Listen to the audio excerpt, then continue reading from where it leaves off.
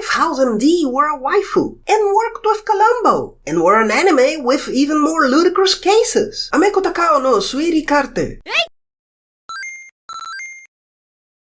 Ameko Takao's investigation chart brought more than I expected. From the description, I thought it'd be House MD as anime. But what was missing in House? A waifu, short and with long and messy hair because she doesn't clean herself up that much. In fact, she goes investigating at night in her pajamas. House MD has no moe. We start with two cases giving the hospital staff a hard time, two doctors trying to find out what it might be, but it's about the end of the shift, so our main character arrives to take one of them to a park. And since he doesn't want to go before diagnosing the two, she solves them, rapidly understanding what's going on with the child and asking the mother, and seeming to understand the other case, explaining to the one following the two of them. It might seem a bit short, because it is, but this is just to show that she'd be like House. She gets angry at the mother for giving her son too much vitamin A, tells the others to do the procedures, is more interested in the dinosaur park than on the patients, also using references more than speaking directly. We have also little references to the series that inspired the character. The doctor shows interest for music, makes a little linguistic joke bothering her colleague, a cane for one of the patients, but of course it's not a copy. Her situation is actually more plausible than the original. This doctor's family founded the hospital, she's a vice director, and the director is her uncle, besides living in the hospital. I confess I had some difficulty to follow the medicine here. The terms are said fast and less explained than in House MD. The solution for the second patient also seems less convincing. Not unlikely, just a bit more thrown in. The episode has two halves, but the first ends with a patient arriving without one of their legs and blue blood, which makes our protagonist smile. But the local police doesn't want her in the investigation, her uncle telling her to stay out of it. She makes her colleague go investigate with her the following night, meeting a homicide specialist who was helping with the case. And it's Columbo! And talks like Columbo too, being less than direct and saying without saying that he'd cooperate if she said what she knew. She takes them to that park, where she says she knows who bit the victim's leg off, a tyrannosaur. The art is pretty, the development seems good and quick, paying attention to the smaller details. When she calls her subordinate to go investigate, it's a curious version of the "this is like a date" joke. Eating in the car, she says "Aodazo," which can be the light's green, but is also reminiscent of the character's blue blood. Her animation when something is interesting was particularly well done. She has the grimaces of a kid having fun and getting angry when one doesn't think like her. Yep. Waifu. Of course, we'll likely have a romance here. With luck, it'll be more like what we see here. Her walking on the street as if she wasn't looking and the colleague getting worried. As well as him being more responsible than her, but her helping, knowing he's right about this. To anyone interested in police anime and deduction games, I recommend it. We might even be lucky and see something we never had in House MD. Moriarty. Now he doesn't count.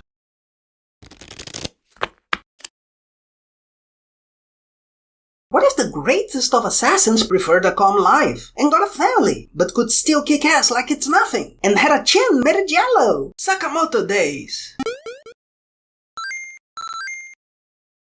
The story is basic, relying more on the execution, and I think that's the biggest problem I have with it. The comedy isn't wonderful, but pleasant. It's more of a bon mot most of the time. The fanboy working at the store, however, I thought hilarious. It uses tropes a bit too much. The poison talk is quite silly, but that's expected for an episode 1. Though it's not blatant, the calm life representation is interesting, without romanticizing too much, nor leaving the negative or positive impacts undemonstrated. It feels like a life the fanboy might want a slice from, even if he himself isn't sure yet. Designs are mostly okay, but Blondie seems to wear a wig too small for his head. And there's extra that, for whatever reason, looks like a doll's head on another doll's body. The wife too, in fact, but just for a moment. Sakamoto, on the other hand, is practically a comedic Totoro. Not him. And as someone who's over the weight of an elephant, I like that he exhibits his skills. It's not like every fat person doesn't take care of themselves. I don't, but the action scene choreography is fun, but the movement itself seems too slow. No, don't talk about movement. Quite a few things get your attention for being poorly thought out, likely due to the rest being slow. It ends up feeling like it was stretched out. In the first scene, Sakamoto beats Manny at his heyday, but we have a pipe sparkling against I don't know what, him staying still between the attacks, literally leaving a room while they shoot at him to hit them from the outside, but they stopped firing? Why? And being as clear as possible, we have moments of him being awful anus, defending himself from the shots with that pipe or avoiding the bullets before leaving that room. The problem is in its being limited to these moments, which makes it all feel contrived. When he cuts the gangsters to the point they just fall backwards, it really works. But they almost seem like attacks that can be done independently, as in a game. It's fucking great seeing him catch bullets mid-air with Hashi, 2 at once in fact, despite only one guy having fired at that point, or destroying a gun barehanded, or spitting his jawbreaker to divert the bullet at the store. It's not just smart, it reflects the change in his fighting style, now that he's unwilling to kill. Besides the fact, he seems way stronger. Being able to make the fanboy fly and lose consciousness, or make Chu on a hook go across a warehouse. It's almost as if they're counting on the spectator not thinking too much. As in when he runs to the left, a guy he hits shoots to the right, and he, who should be farther to the left, is hit. Of course, that's not considering there being an Esper on the anime. In other episodes, the assassins will contribute to make it all more captivating and the fight more colorful. Sakamoto Days has some positives, but not that many. It's a good start, and I hope it'll continue improving. I'm carefully optimistic, but I can't say this first episode was fantastic.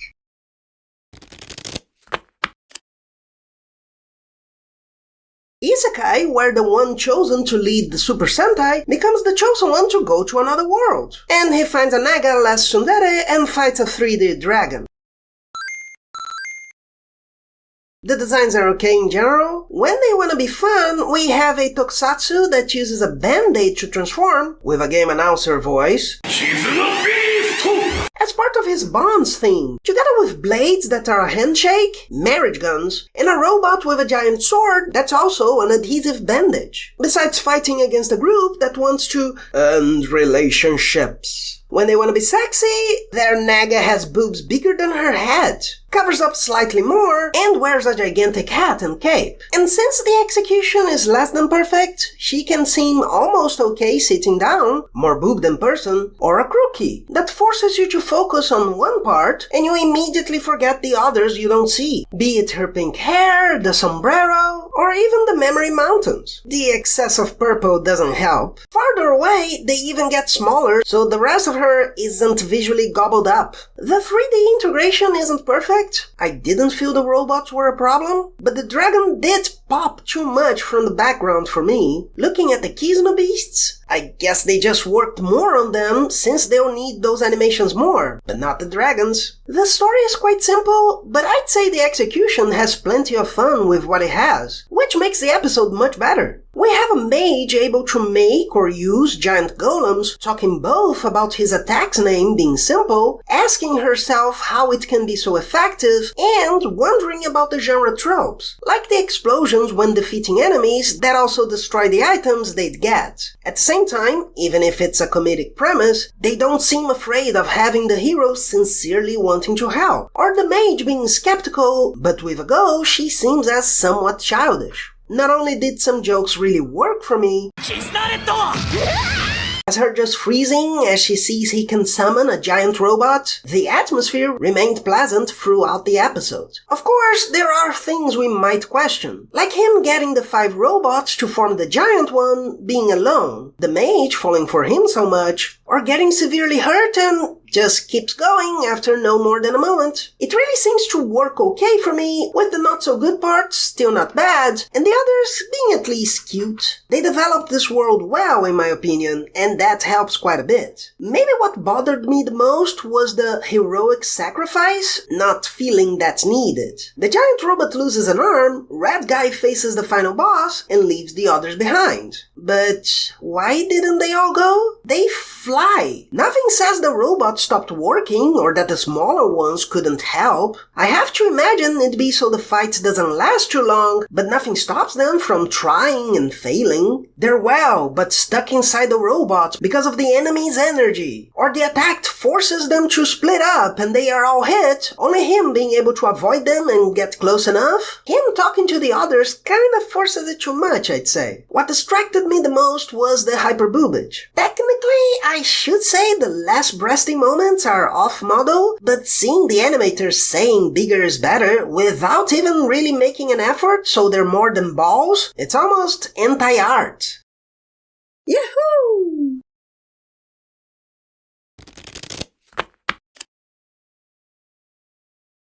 Honey Lemon Soda is teen melodrama. It's not bad, but it's for those who really like melodrama. It's got no heavy topics, but you'll be soaked with the honey lemonade and fill your clothes way with teen angst. Flashback of the main gal kneeling at night in front of her crush, OP. D-flashback with her at school, seeing there's some guys bugging said crush, who decides to slowly use his salmon loader on them. But she gets it. He apologizes and she runs saying sorry because he spoke to her. She wears her gym clothes and is afraid the teacher will notice, but he points the crush out, who's also wearing them. She goes home, meets the crush early by accident, and Saitama face. He says she's ignoring him and makes her repeat morning. She blushes. A teacher asks Crush's friend to answer and the main gal offers the answer, which is correct, being applauded, which makes her feel better. Only the bullies from her previous school talk crap about her, and she reruns, thinking nothing had changed. Crush and her hear one of them talking about her shoes, and she re-runs, finds them in the trash. Crush tells her to ask for help, she asks to whom, and re-runs. The flashback lengthens and shows she stumbled on the bullies. Crush talked of the school, she cried, and couldn't do the exam for the better school. The bullies want her to buy food, she uses Crush's Demon Sola, a bully pushes her, Crush tells her to do what they talked about, makes her repeat to ask for help, and Jiraiya.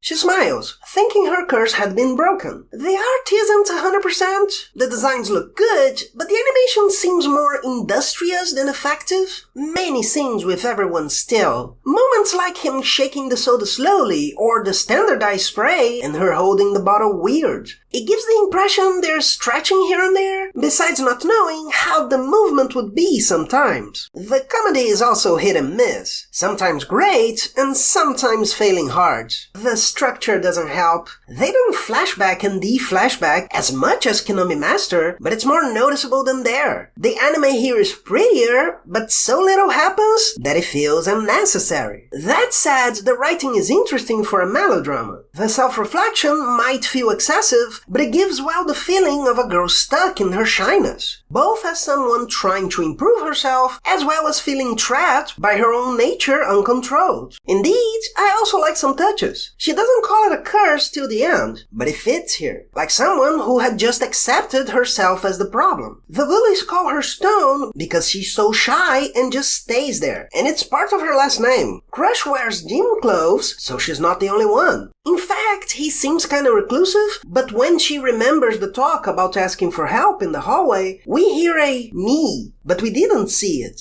So it could be something that happened or her understanding at that moment. As I said, it's teen melodrama. She doesn't just go to Crush's school, she had never met him and finds him so beautiful that she can't do the other school's test. It's the kind of emotional weight that could be good, but you hear the guy defending her and see her smile, you'll have to disregard how much is missing in the execution, and that might be asking too much for some.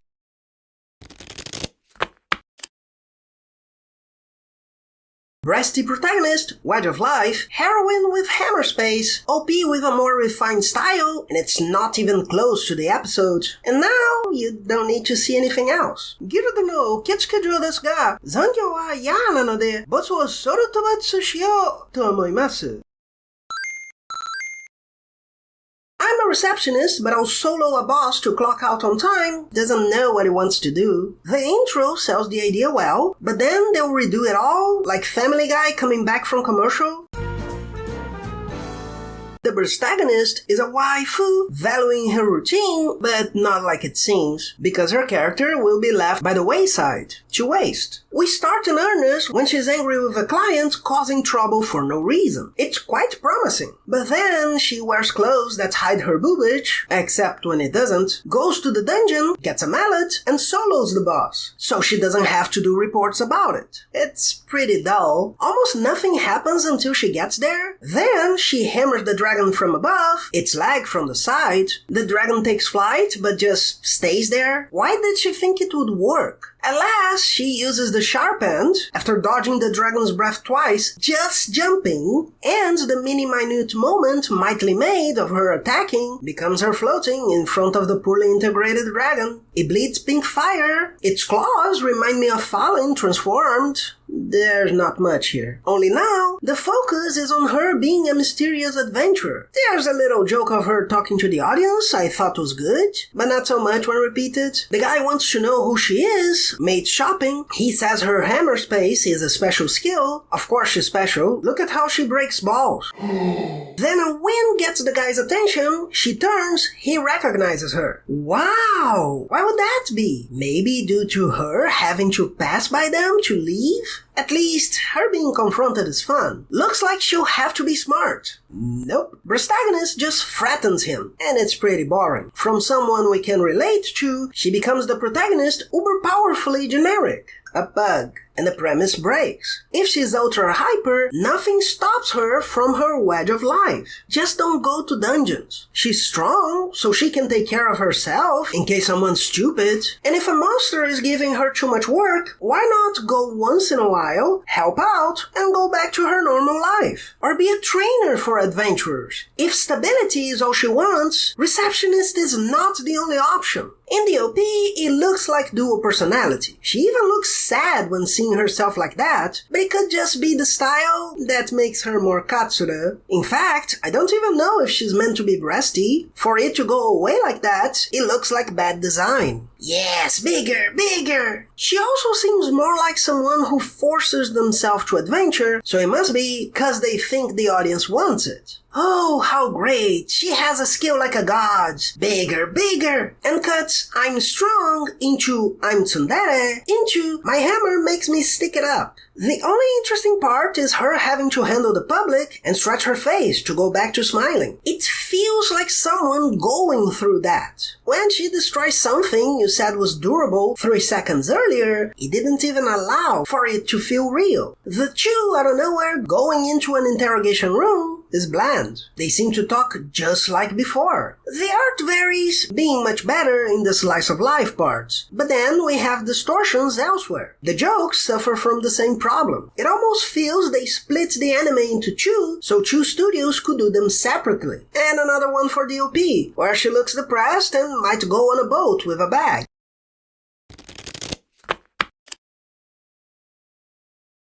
Is One Piece filler too creative? Here's Konami Master, where fruit give powers, but generic ones. Our hero can't be an adventurer, but he's gonna be. And everything is poorly done. No buts. Nothing here is well done. It starts with the fruit that gives skill, our main ones going to eat theirs, and the OP made me think it'd be Wedge of Life with some adventure. Like, it's tropey, but it'll be cool. Nope. After unflashbacking with him nurturing fruit, we re-flashback to hear they can only eat them once or they die. The romantic interest gets a skill only found once a decade, and between Charmander, Bulbasaur, Squirtle, Pikachu, and PG, our main guy gets a Metapod. And they take away the Sword Saint who wanted to be with him. Grows fruit, sells, tries to cut a tree stump, and a child who's been forced upon him arrives. The anime itself literally tells us it's best not to think too much about it. It's just everything's like that. The sister saying he's a fruit master was supposed to be a joke, but no one would notice if not for his expression being more comical and the intonation on the actress's voice. There's nothing else. Him hitting the stump is a joke, but he's completely still. There's barely lines around him. After eating from generic soup made with skill fruit, but it looks more like a cream, that Right when I understood, I was supposed to see them as jokes. He tells her not to use skill fruit, but she used her in the soup, cream... He yells, gets the same feeling, falls to the ground as if he were floating near the ceiling, makes an effort to say she didn't do anything wrong, and she did not. Look at how many there were. You only tell her now. Why didn't you put them somewhere locked up? But no matter, because he sits up. The girl feels her skill awakening, which is appraisal, and says his first skill makes him immune to poison from fruit. Meaning nobody can have more than one power, but he can, and didn't even need a talisman. Is he at least going to marry a gorilla? If it was at least better made. She's impressed by pizza when they go to the city for a joke later. でもこれでピザ10枚は買えるぞ。切りましょう。 But why not have this earlier? Her waiting would make a lot more sense while he sold the fruit than now, for no reason. It might be expecting too much of an anime that shows her sitting before he asks her to sit, or that has him saying his reaction time improves holding the sword when he wasn't holding the sword. He's also too strong and breaks the floor, but not defending himself. So he doesn't kill the guy. Kill. As if they'd kill anyone here. On top of that, a bigger monster shows up. The guy who attacked him running, but they don't even do the joke well. For the kid to warn of the monster, who doesn't attack until he's ready, besides saying his power doesn't increase resistance. Neither does he hold his wig in place, but it allows for a special attack. After looking like he doesn't need it. And the romantic interest seems to not remember him in the world where they waited till teenagehood to get their skills, but the child can have one, no problem? And anyone can have the fruit? Aside from the girl's joke, 切りましょう。 and maybe the voices, there's nothing good here. Design, animation, characterization, structure, script... Nothing. Not even the OP and ending, since they don't seem to fit here. They're nice, but they're wasted here.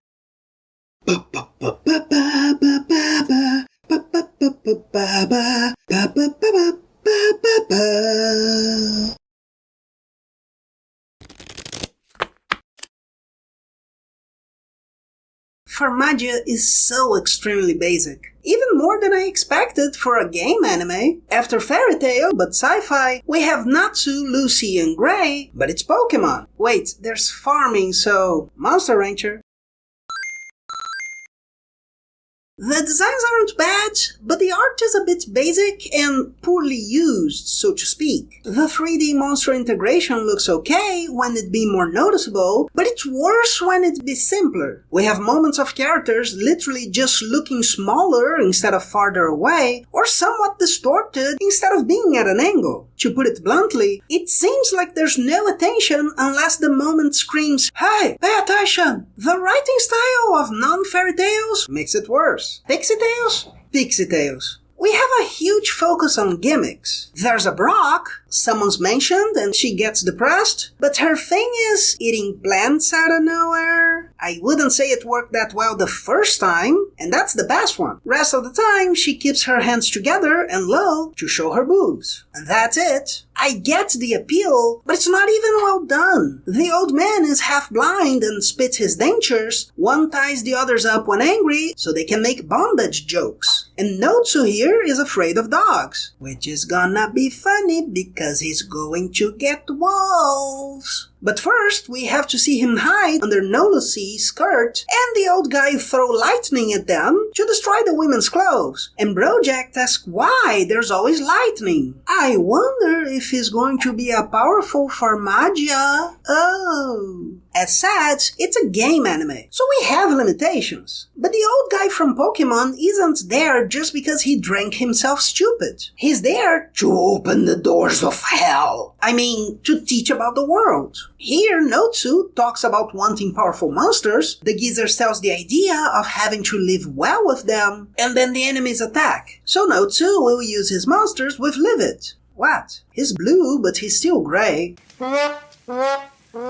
The story as a whole breaks the shades amid a nuclear apocalypse. The ruler dies, a villain, literally a short old man with large, kinda crossed eyes, declares they will rank everyone and kill the weaker ones. And then battle, because it seems declaring war takes 3 seconds. If they say it was all set up because the villain killed the predecessor, it wouldn't feel odd. However, I doubt they thought of it. Over half the episode, the villain announces his plans through a hologram. We have a battle for the city where monsters fly by other monsters, and the damage goes to the Formaggio, but they just show these lines that look more like dirt or wear and tear. That is dictatorship, so it's thought of as big, but the effects are worthless. They literally throw in an explosion without showing what exploded or how, so it doesn't even feel connected to anything. Maybe that's why the hero tries to fight the monsters with no monster. But then they attack the orphanage where they live. Yes, that's basic. He runs, will have to fight the guy that caused the horrible explosion, but gets his first monsters. And continues on the next episode, so we don't even have a full story. Nothing seems to really work here. The first thing we have is a water sprout, and then a sky radish? Like, this won't be explained at all. It's just there, I assume, due to being part of the game. And I do not think the idea was to leave the spectator confused and disinterested.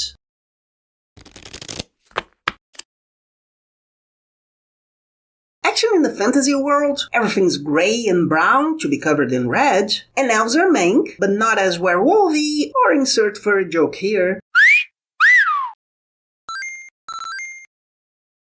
Story first, cause there ain't much here. Years earlier, 7, I don't even remember, killed the other 4 and became the big guys. Now the main guy wants to meet them. They suggest that maybe he wanted to be part of the group, but then he wants to kill them. Oh, how awful anus. Then we're thrown into medieval fantasy, more towards horror, hanging people so they're cut and blood flies. The composition of the shot is well done. A religious leader talking positively of something brutal, seemingly smiling. It gives the idea very well. I just don't know why hang to cut. They thought it'd be more cruel, maybe? It doesn't look it. Likewise, our hero tries to save a girl claiming to be her brother, for a wild Kyoraku to show up and bribe the guy. Then soldiers say they want more money, and then attack without giving a chance to pay. Not only does the sentence seem too long, the motivations are ignored to get where they want. The main guy could be smart. Kyoraku could be clever. The extras could show the greed in this world, and they throw it all out. So the main guy can show he's good with a sword, which he could have shown at the first moment. In fact, he throws the girl in the water, kills them, throws the body in the water, and then she's back. With no blood and not knowing anything, because she was taken far by the river?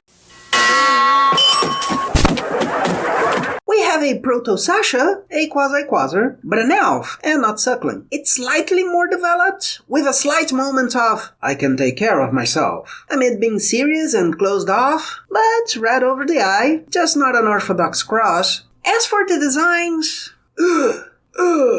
no! You lose.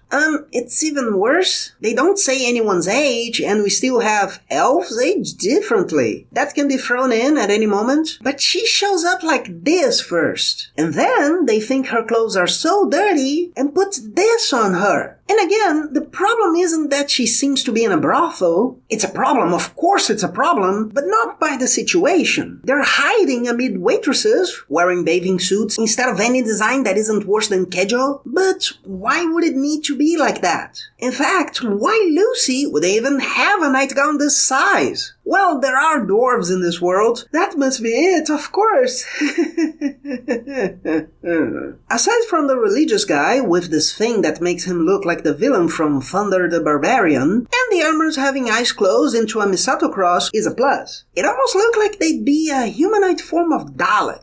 The rest is just purposeless. Why does he keep his chakran on the elbows? He throws them by hands, and the gauntlet doesn't help him. Why arrows on the boobage? What function could they have? Not considering, as an appreciator of boobage, these aren't boobs. It's a balloon with a line drawn in the middle. And we finish with a monster never established, the woman who took them having a panic attack for having lost someone to the giant she never mentioned to them. Moon makes him strong. Religious guy gets there with someone who destroys the monster effortlessly to end the episode on a cliffhanger. The action is bland. It's just, look how strong I am. Many a time. Just changing who we're talking about at the moment until it's back to the main guy. It wasn't worth it at all for me.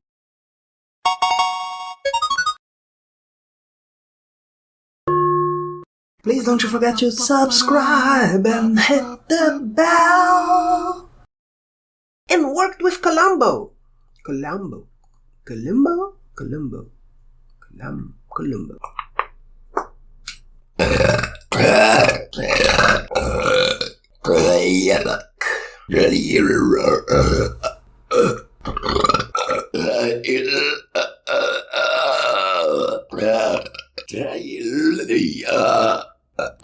Action in a fantasy word.